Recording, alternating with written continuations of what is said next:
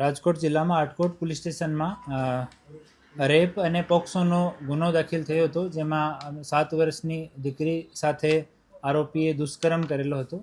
આજે નામદાર કોર્ટ સમક્ષ આરોપીને રજૂ કરતાં 5 દિવસની પોલીસ કસ્ટડી નામદાર કોર્ટે રજૂ કરી હતી.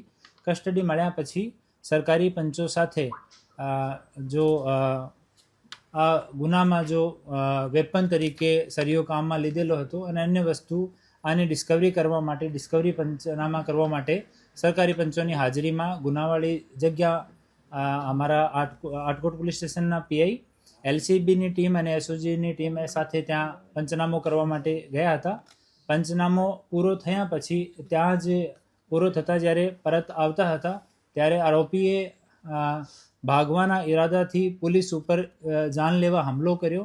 ત્યાંથી એક લોખંડનો ધારિયાથી અમારી પોલીસ ઉપર હુમલો કરવામાં આવ્યો અને અમારો એક પોલીસ હેડ કોન્સ્ટેબલ જો એલસીબીમાં ફરજ બજાવે છે, ધર્મેશભાઈ બાવલિયા, એના ઉપર 2 વખત ધારિયાથી હુમલો કરવામાં આવ્યો, જેથી ધર્મેશના હાથ ઉપર અને ચેસ્ટ ઉપર ઈજા થઈ છે.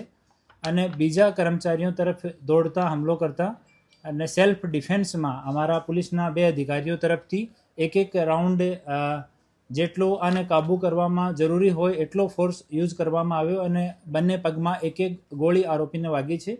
ઘટનાની તુરંત કંટ્રોલ રૂમમાં જાણ કરવામાં આવી અને તુરંત 108 ઉપર કોલ કરવામાં આવ્યો અને આરોપીને અને અમારા ઘાયલ પોલીસકર્મી બંનેને આટકોટમાં જો ડૉક્ટર બોગરાનો હોસ્પિટલ છે એમાં એડમિટ કરવામાં આવ્યા. ત્યાં પ્રારંભિક સારવાર થઈ છે. એના પછી આરોપીને અને અમારા ઘાયલ પોલીસકર્મી બંનેને રાજકોટ સિવિલ હોસ્પિટલ ખાતે રેફર કરવામાં આવે છે અને હવે બંને ઓન ધ વે છે.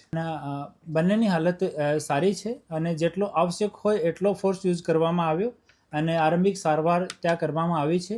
અને ડિટેલ રિપોર્ટ મેડિકલની એક વખત અહીંયા મેડિકલ એક્ઝામિનેશન થઈ જાય એના પછી જ કહેવામાં આવશે. અમે એની પહેલા દિવસથી જ અમે તમામ ઇન્વેસ્ટિગેશન માટે ફોરેન્સિકના પુરાવા અને જેટલા સાક્ષી જેટલા છે આ તમામ વસ્તુને લઈને એકદમ પ્રોપર તરીકાથી તપાસ ઝડપથી જેટલી વહેલી થઈ શકે, જેટલી જલ્દી થઈ શકે એટલી જલ્દી તપાસ કરીને અમે ચાર્જશીટ કરવાના છે. આરોપીના પગમાં, બંને પેરમાં, ઘૂંટણાથી નીચેના ભાગમાં બંને પેરમાં ગોળી વાગી છે. પોલીસ ઉપર હુમલો કર્યો છે એનો બીજો ગુના દાખલ કરવાની કાર્યવાહી આટકોટ પોલીસ સ્ટેશનમાં ચાલુ છે.